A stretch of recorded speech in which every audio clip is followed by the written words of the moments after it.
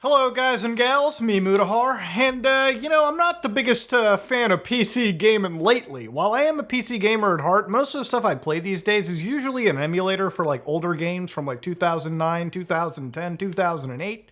Because, to me, honestly, that era of gaming is just a bit better. Now, I think it's fair to provide both sides. I'm a big PC gaming lover, too. I have some positives that I want to show you. Very recently, Nintendo released the Metroid Prime Remastered, which is a total remaster of the original Metroid Prime. I finished that game, and immediately I was like, why don't we have 2 or 3 remastered?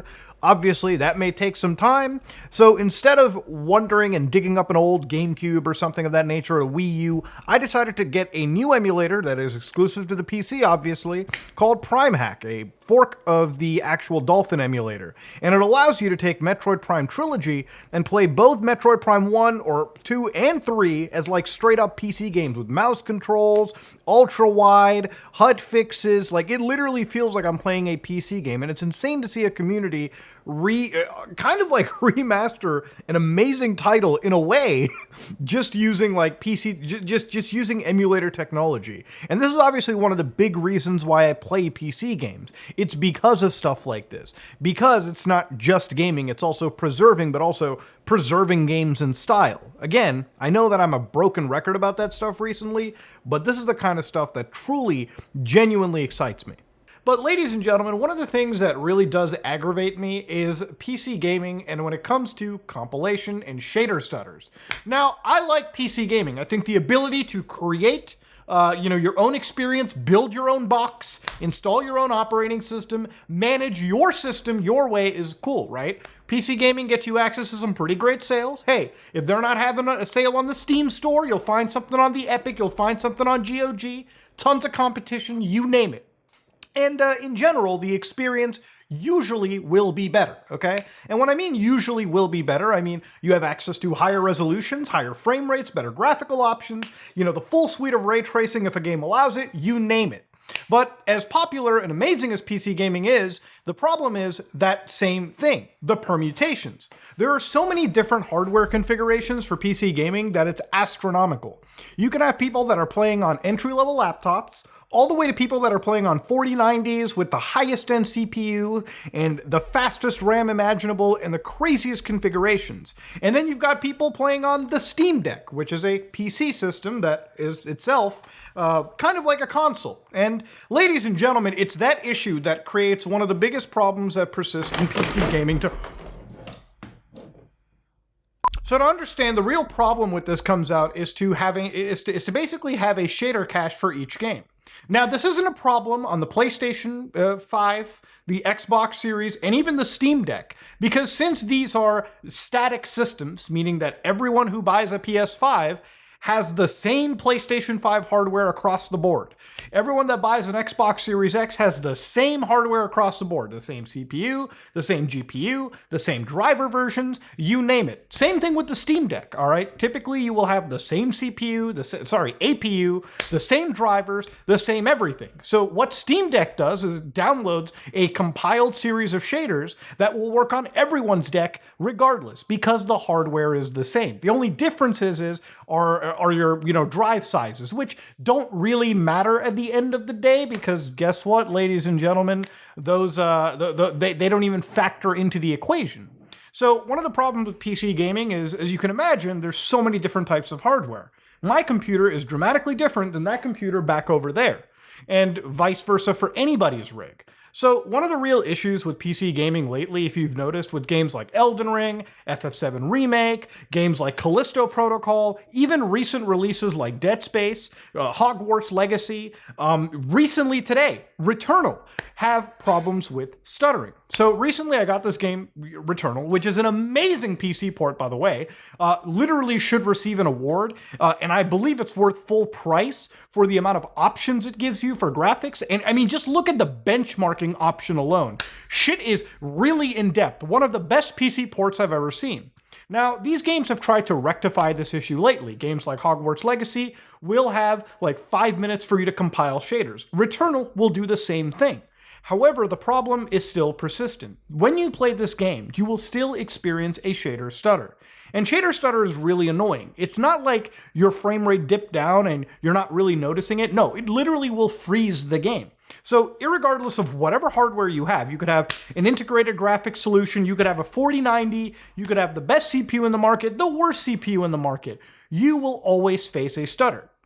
Now you can imagine for a game like Returnal, which is a roguelike shooter that relies on you having twitch controls, absolutely requires that it has the least amount of annoyance on the user. Now I played this game all the way through on the PS5, and obviously it's locked to 60, as far as I've been able to see. There is no shader stuttering, because the PS5 has those pre-compiled shaders. Now obviously Returnal is one of those examples where I think the PC port's great, it has its own little issues, but generally this is one that I can't dog on because the PC division did a great job. I think a great comparison here is to give you how annoying this stuttering issue can be.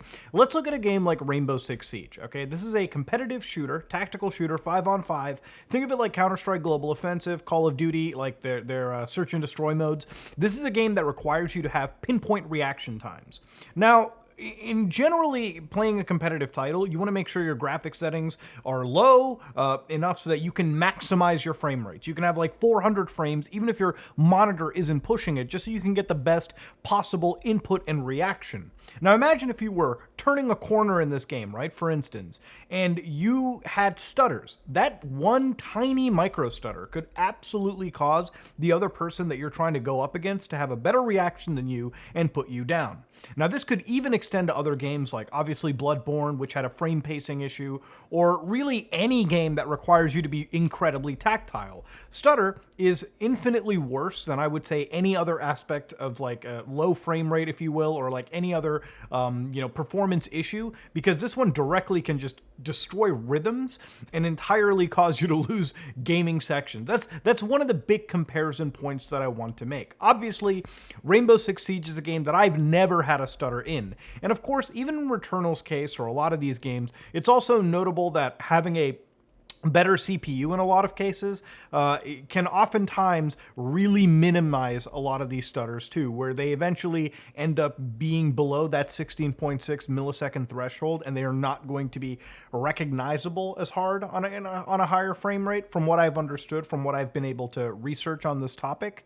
But of course, gaming nowadays is pushing both the CPU and the GPUs to their utmost end with new graphical technologies. And obviously, when you look at shaders and how many permutations you can have with different variable graphic technologies, this is ultimately what's causing a lot of issues. We're kind of reaching that point where, our hardware isn't able to sort of tank a lot of these, shader compilations that are happening. And it wasn't just a brand new issue. This is an issue that's existed for a long time. Unfortunately, it's kind of reared its ugly head in the last 2 to 3 years. So every time you shoot a gun, every time you see something new, every time you do anything new, your graphic card has to render a specific application known as a shader. Now, shaders are written in a special language for each and every different backend you can imagine. So you got your OpenGL, you got Vulkan, you got DirectX, you know it. Some APIs work better than others, but that's a whole different beast. The point is, when it comes to new hardware like this, you will always have to render shaders no matter what. This is an upgrade from an older version of GPU pipelining, which we used to call fixed function pipeline. This is back in the old ways of doing graphics. And ever since like OpenGL 3, OpenGL 2 even, we've switched to an option where we're using shaders. Now, shaders in a lot of ways can calculate a lot of things, such as your lighting values, your color, your brightness, your specular highlights, a bunch of different things. And each of these has to be calculated for each specific driver version, each specific graphic card you have, down to each specific game update. It's why when you play games like Modern Warfare, it takes like every time you launch it, you're like, damn, I'm constantly compiling shaders. That's because the game is updated. Anytime the game updates, anytime your drivers update, anytime you change your graphics card, you have to recompile shaders because you've changed a variable of your computers. Anytime anytime anything like that happens, it will typically rely on you reloading and recompiling those shaders so you get a stutter-free experience.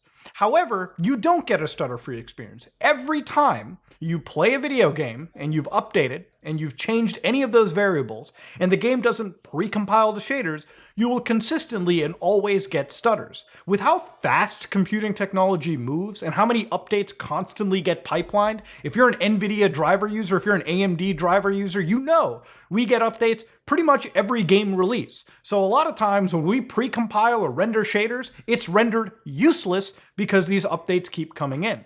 So of course, literally thanks to a write-up at the Dolphin emulation team, they've come up with potential solutions. I've talked to game developers. Now there's a lot of stuff that you can do for pre-compilation, and it's not exactly all uniform across the board of game development. I've heard numerous things, some which are outlandish and I don't even personally believe, which is where you have a loading screen and you fly a camera all the way through like all the possible shaders that can be viewed at any given moment, and the game will just compile it for you. It doesn't sound too unbelievable, but I'm not a game developer, so again, I'm just going off by purely offhand accounts over here. Now, also the other big aspect of it is some games have kind of solved it or have mitigated it a lot, whether they've hidden it into loading zone or they've typically compiled shaders in areas of the game where the GPU and the CPU isn't being taxed. Clever ways of optimizing, again, the keyword optimizing their game. The last game that I can remember this actually working well in is Cyberpunk 2077, which for all the problems this game ever had, one of the issues that never sparked, to me at least, was shader compilation stuttering. That never became a massive issue.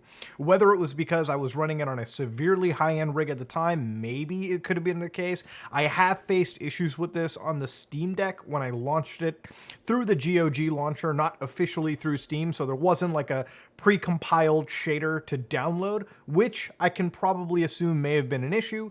Also, games like Death Stranding, which, I've never had an issue with personally, but I'm pretty sure also does shader compilation as well, given the fact that it shares the same engine as Horizon Zero Dawn, and that game also had shader issues, or a lengthy compilation period on its own too. So again, game developers and the way that certain engines are built might be able to pipeline things in a different way, but of course there's no uniform answer to all of this. Unfortunately, we're kind of at a wit's end here. While you might be able to render most shaders, there's probably going to be events and scenarios where things are just unable to be rendered until the game actually comes upon them. It's why games like Dead Space, Hogwarts Legacy, or even Returnal are having issues. While they're greatly able to process most of those shaders, you're still always going to come across scenarios where the game will always stutter. Even sharing these shaders is not really possible. Again, if you have completely different hardware and versions of software, you may run into shader mismatches, which means it just cannot work.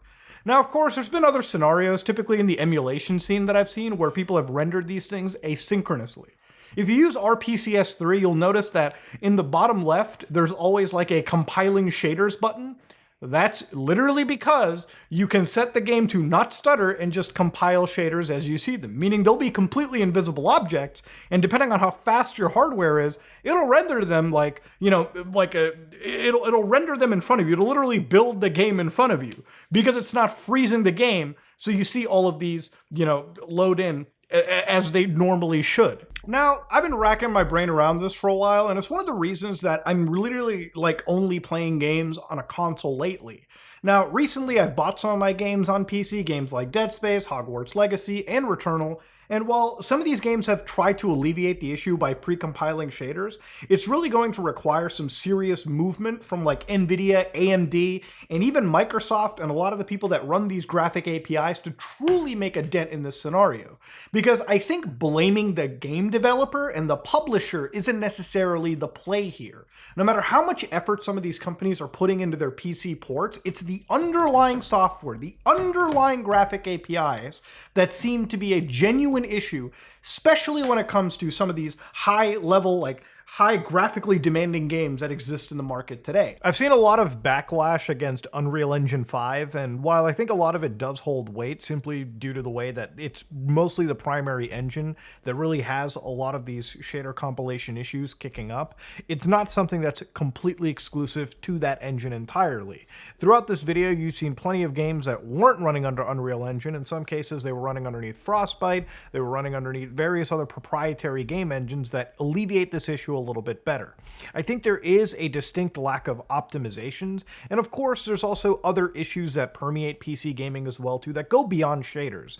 I know very recently with Hogwarts Legacy, there was a de novo DRM released along with it, which is pretty much par for the course with the industry, and it really showed that as the game got cracked about a day or two ago, I think maybe 4 or 5 days at this point, I'm not really too in touch with the game cracking community, but the moment that Hogwarts Legacy got cracked and de novo was removed, there was definitely a marketable performance improve on that game running without its DRM attached to it, which, to be honest with you, I think DRM should be completely removed from a video game once it's been cracked, because all the DRM effectively does is, if it's egregious, it's only impacting the actual paying players, not the people that are pirating the game. No, they already have it removed. That's just another example. I don't know what's necessarily happened in the last 3 years, but it relies more than just game developers. It relies on a lot of these it relies on the graphics card companies, the operating systems that we use, the underlying actual graphic APIs. All of this stuff needs to be very much addressed. Otherwise, we're going to have this issue remain in PC gaming. And if you thought it was bad for the 2-3 years that we've had it, and it's been very evident, it's only going to get worse, because it seems like we're more busy on chasing, bigger and better graphical trends versus already addressing these underlying issues that exist from this rapid expansion. Anyways, this is just my opinion, okay? This is just where I have a big problem with PC gaming. I know that, talking ills about the PC master race community is considered a little bit of a, scary thing to do. Honestly, I don't care. I game on every single, thing out there. I like PC gaming, but it's got its problems. And unfortunately, this is the one problem where if you game on an Xbox, PlayStation, Switch, you kind of have PC beat for now on the situation. But let me know what you think. Maybe it's not a big issue to you. Maybe I'm only noticing it because I'm playing, high frame rate games all the time, and, flicking my mouse causes me issues, all right? It makes me look at this stuff a whole lot more than the average gamer. But let me know what you think about it in the comment section below. If you like what you saw, please like, comment, and subscribe. Just like if you dislike it, I am out.